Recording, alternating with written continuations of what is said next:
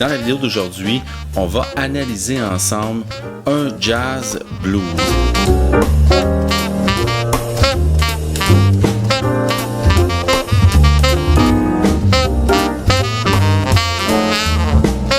Salut, c'est Yannick et j'espère que tu vas bien. Il y a environ un an, j'ai publié une vidéo sur comment improviser sur un blues dans sa forme la plus simple. Et on avait ensemble analysé un peu les accords. Il y avait simplement 3 accords, premier degré, quatrième degré et cinquième degré, tous des accords dominants. Ça, c'est la forme la plus simple d'un blues. Maintenant, si on va aller un peu plus loin et aller expérimenter avec les modes et d'autres gammes, on peut rajouter des accords. Et c'est ici qu'arrive la forme de jazz blues. C'est une forme de blues en fait à laquelle on a rajouté des accords pour que ça sonne un peu plus jazz. Alors c'est ça qu'on va analyser ensemble aujourd'hui. Alors ici, j'ai écrit une forme de blues jazz. Il y en a plusieurs. En fait, il n'y a pas vraiment de fin à ça parce qu'on peut rajouter vraiment une panoplie d'accords. Mais disons qu'ici, je suis allé à l'étape juste après le blues dans sa forme la plus simple à 3 accords. OK, j'ai rajouté quelques 2-5-1 qu'on va regarder ensemble. Si tu ne comprends pas trop de quoi on parle présentement, je t'invite à aller voir ma vidéo que j'ai faite là-dessus. Je vais mettre le lien juste ici et dans la description.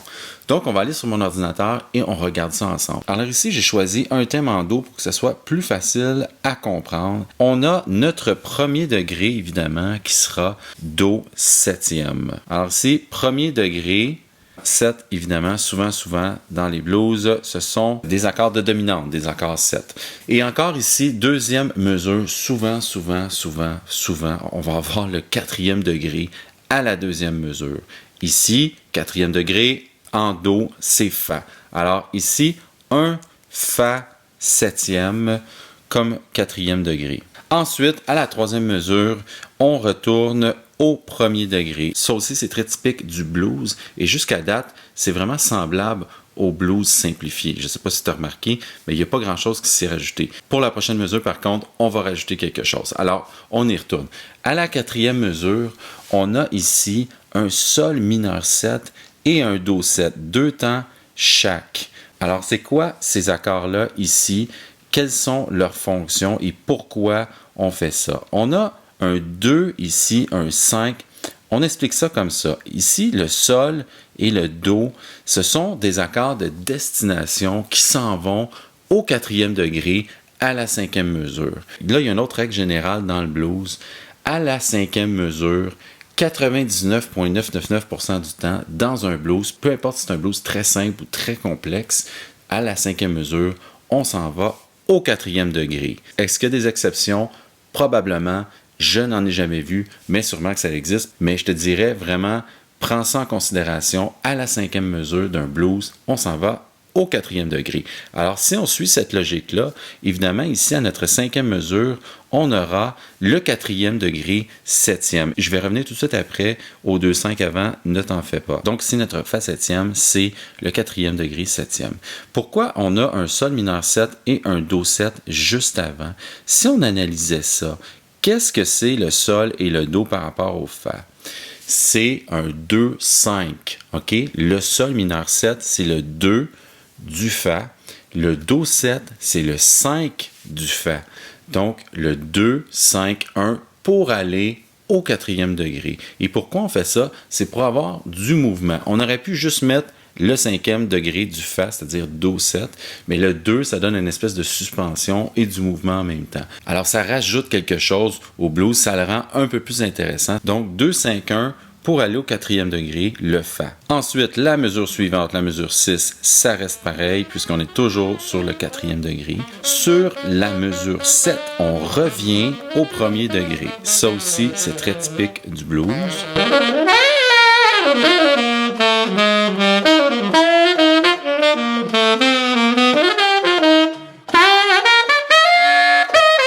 Ensuite, la mesure 8, OK? On a encore ici des accords. Un accord mineur 7 et un accord septième. Mi mineur 7 et la 7. Qu'est-ce que c'est que ça encore? Ça ressemble encore à un 2-5, mais pas dans la même tonalité que tantôt. Qu'est-ce que ce serait selon toi? Mi mineur 7 et la 7. On s'en va sur quel accord à la mesure 9? On s'en va sur un Ré mineur 7. Et qu'est-ce que c'est Ré mineur 7? c'est le deuxième degré de la tonalité en général. Par contre, le mi mineur 7 et le la 7, c'est le 2-5 du deuxième degré. Alors ici, c'est encore une fois pour ajouter du mouvement. On a un 2-5 qui s'en va sur le deuxième degré. C'est en fait un 2-5-1 si on isolait le mi 7, le la 7 et le ré mineur 7. Ce serait un 2-5-1 en ré mineur. Mais étant donné que le ré mineur, c'est le deuxième degré de la tonalité en général, on va l'appeler 2-5 du 2. OK? Je sais que ça fait beaucoup de choses à comprendre théoriquement, mais c'est de la logique. Une fois que tu as compris ça, tu vas constater que c'est pas si compliqué que ça. Ce n'est que de la pure logique. Ça va toujours revenir des trucs comme ça dans le jazz. On pourrait l'analyser aussi comme un 3 mineur 7 et un 6 septième. Ça aussi dans le jazz, on voit ça souvent, la combinaison 3-6-2-5, 3-6-2-5-1 aussi.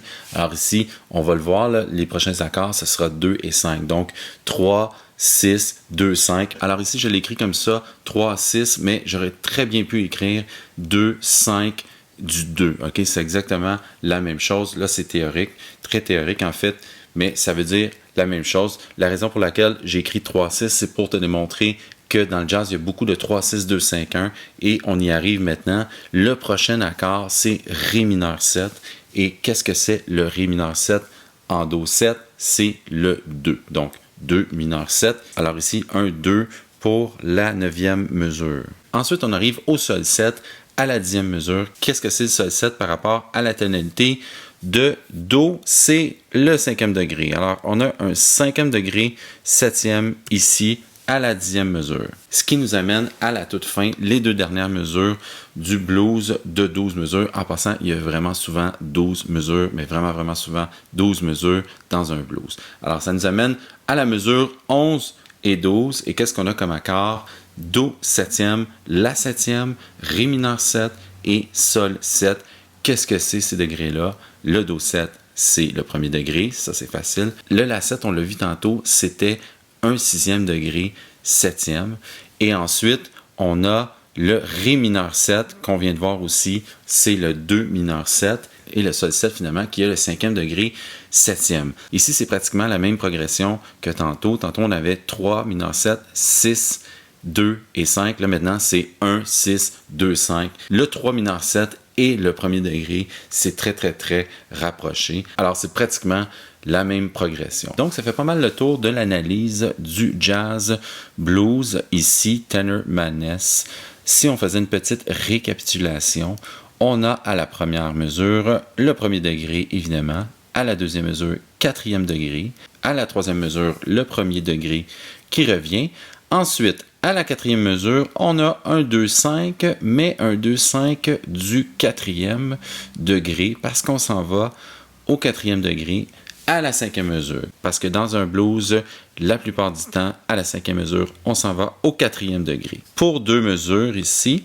Ensuite, à la 7e mesure, on revient au do 7, donc premier degré ici. On poursuit à la 8e mesure pour un 3-6 ou encore un 2-5 du 2e degré. Alors, c'est vraiment la même chose. Mi mineur 7, la 7 qui s'en va au ré mineur 7.